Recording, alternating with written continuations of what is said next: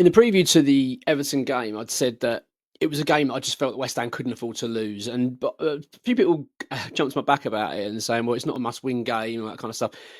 I wasn't saying that. I meant it in regards to the media and David Moyes and that feeling that if we'd lost the game, we'd have had, especially on an international break, just a couple of weeks of just constant reminders of "be careful what you wish for" kind of brigade. It's like that. That's the reason I felt that it was a game we couldn't lose. Look, and we didn't. We didn't lose the game.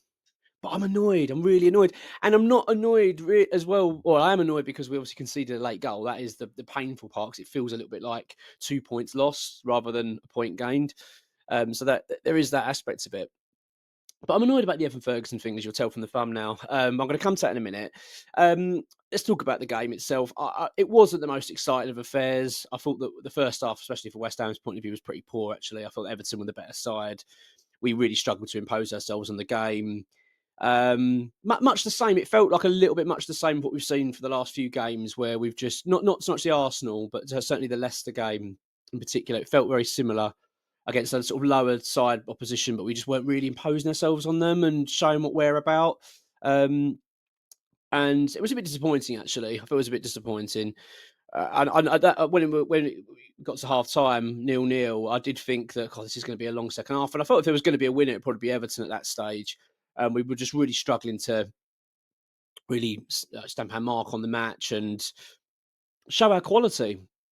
But we look solid. I mean, that's what I would say. I mean, as I've said, I think Graham Potter has certainly instilled a far more organised side. We look far more difficult to beat these days, and so I'm not knocking him for that. And I really think it's good, but we are lacking now that creative edge, that flair that we want to see, and we need to see if we're going to break teams down. We're just lacking that sort of confidence to do so, and so that was disappointing. But and there wasn't really much actually to say in the first half. The only real moment of something to talk about was the penalty shout that Everton had, which was really bad from the officials. I've got to be honest. So Beto basically kicked the floor. He got into the box, kicked the floor, and it's quite obvious from everyone, even from like watching it. It was obvious he kicked the floor straight away, and why he blew up and gave a penalty.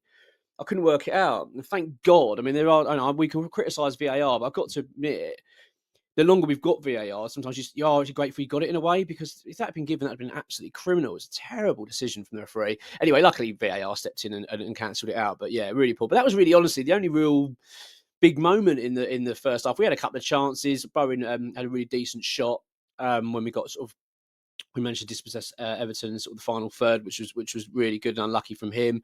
Bowen again just showing his quality. And then, as I say, it comes to the second half. But the second half, we were much better. We were better in the second half. We were the more dominant side. We were more comfortable on the ball. And I felt that there were tweaks that had been made by Potter that you could start to see that we had more of a hold, more of a grip of the match. Again, though, it wasn't an exciting affair, but I was pleased with the second half performance. I started to think, oh, hang on, we're turning the tide here a little bit, and we're looking more the imposing team. We got our goal through Thomas Souček. I've got to say, just brilliant strike from Souček. Really was. Great work from Jared Bowen. Flicks it into Souček, who managed to sort of like turn, and he just does a curling shot with his right boot into the bottom corner. So it's a great goal. Really, really pleased with him. And again, Souček again, LA. I mean, brilliant. And he loves scoring against Everton. And it was, a great moment. And let's be honest, at that point, I thought we were going to go and win the game. I really did. I actually thought we were going to go and add to that. But we didn't. But we still looked quite threatening. But I felt that once we did score, though, the game plan was really then to hold on to that lead, which I do understand. And I think we were trying to play the sort of counter-attack system then, which is, again, I get it. Because I don't really think Everton looked really like scoring. I think that the issue what West Ham did, though, and I'm going to come to this as well, and this is relating to Evan Ferguson again, is that we didn't have any hold-up play. So what we were doing, we were dispossessing Everton when they were on their attack, and then we had no outlet. We're trying to push it forward and get it up to Bowen or get it up to a striker, and Bowen's just not hold-up, man. He's not designed for that. So that was this kind of game plan between there and the end of the game. And I've got to be honest, though, even despite it being then the case that West Ham were sort of holding on, would you say? Probably, I think it's fair to say we were trying to hold on to the 3 points. I thought we would. I did. I wasn't watching the game thinking, "God, an Everton goal's coming any minute." It was sort of they weren't really. It was Everton were having more of possession in terms of their final third, trying to get into the box to create us problems, etc. But we never really looked like conceding. We looked solid. And Everton didn't. It looked a little bit toothless. Moyes was throwing on the forwards to try and knock it like he does at the end, just desperately trying to get a goal. Look, it paid off because they did, but I felt it was poor from West Ham actually because I actually felt that in those final minutes we lacked that sort of bodies on the line, never say die sort of attitude. Like just do everything to keep that ball out the net. I didn't feel that from us. I actually felt we looked tired. And I wonder as well whether the players like me at the time were thinking they're not going to score. We're going to see this game out now. I don't know. It certainly I didn't get that feeling that we were fully committed to stopping Everton scoring at the end. It did feel a little bit like we were just sort of, well, we've kind of, I felt like we were looking like we'd done the job already. The job was done when it wasn't. Everton got a deserved equaliser, though. I've got to be honest. I don't come away from that game feeling like, oh my god, we were robbed. We were all over them. I actually think, as I say, first half Everton dominated. I thought second half we were the better team for the vast majority of it, and it's a fair result really, and fair play to Everton. They worked hard for it, got their goal. I just thought it was poor. I think Mavropanos has got a bit of stick from it for not being because he was sort of his man, O'Brien, that got the goal. I feel it's a bit harsh, actually. As much as I get frustrated with Pounce, I don't really think he did too much wrong, really. I just think it was a general team effort, really. It looked, as I say, it looked like we were just sort of a bit lethargic at that point of the game. I don't know whether possibly we were just a bit tired. It would have been a long game or whatever. It's been a run of a few games, isn't it, in the last couple of weeks? So possibly it was just a little bit of that, a bit leggy.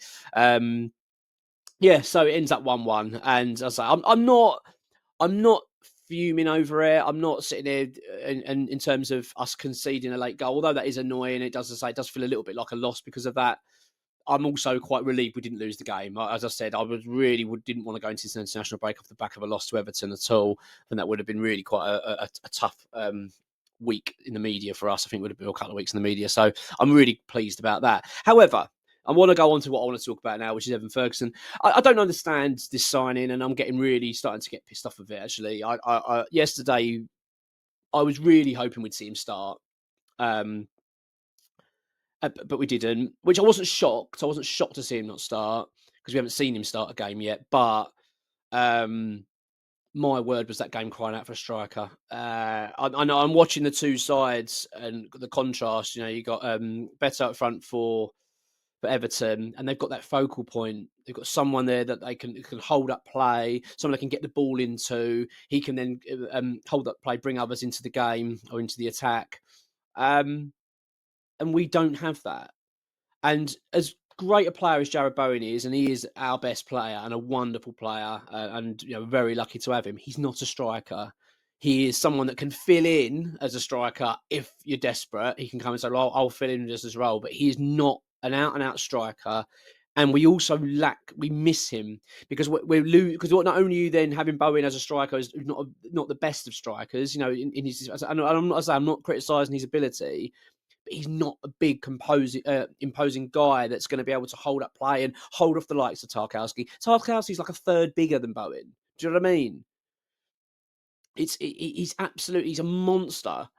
Bowen's never going to be able to win balls in the air against Tarkowski. He's never going to be able to hold him off. It's just too much. And Bowen's good, in terms of if he's facing Tarkowski and go on, you try and come at me and I'm going to run around you. That's where Bowen can win the battle. But he's not going to be able to physically beat him. I just don't understand it. And so I'm watching the game thinking, right, okay, especially the first half, where we were really struggling. We were really struggling, as I say, to impose ourselves on it. I'm watching thinking, well, this game is just crying out for Ferguson now.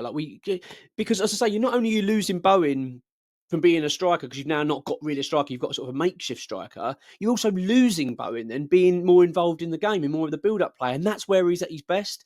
You want him dropping deeper, go give me the ball. I'm going to run and I'm going to make something happen, or from the right-hand side. I'm just confused by this Evan Ferguson signing. I don't get it. I don't understand what's going on with him. We've barely seen him play since he's arrived. He's been, what have we seen now? We've had a few cameos. I mean, the only game he's ever really had any time on the pitch was against Brentford, and that was only I think his third game for us at the time. I think it might have been his third, possibly even second. really early on in his time at the football club. I mean, we're talking he's 2 months in now. He comes on yesterday for like 2 minutes.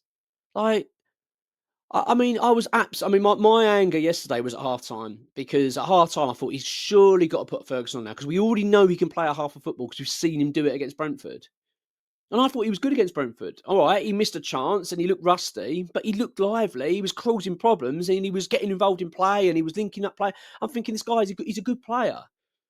Why is he not playing? Like, what have we signed this guy for? You know? I just do not get this football club and strikers. Like, I just don't get what is going on here. Like, we've got a new manager in, new guy. This is his guy. You know, I've worked with him at Brighton. I want him at West Ham. Ferguson wants to link up with Potter again. You know, West Ham are thinking about bidding in the summer. We've got Brighton talking around quoting us 60 million quid. I mean, 60 million quid. I wouldn't pay 16 million at the moment. We're not even seeing the guy kick a ball. I just do not understand what's going on, and it's yesterday was the game where it really got me, and I thought I've been annoyed about it anyway, but now I'm getting to the stage where I'm just baffled, and especially I'm more baffled because of what Graham Potter said about him. Graham Potter was asked in the pre-match press conference about Ferguson, and it was all, oh, he's been fantastic, he's been great, he's been a brilliant addition to the squad, exactly what we want from him, and I'm thinking, I haven't had anything from him. Like, what are we talking about here? Am I missing something? I mean, let's not forget, right? It might be a loan, but West Ham have spent money on this loan. We're paying wages, we're paying agent fees, we've paid loan fees. This is not like a cheap. It's not a freebie. You haven't found him off the sort of, the side of the street and went, come play for West Ham for a bit. Oh, right, he ain't ready yet. You know, we're paying a lot of money for this guy. And it's annoying me because that was a game yesterday that was crying out for a striker, absolutely crying out for it.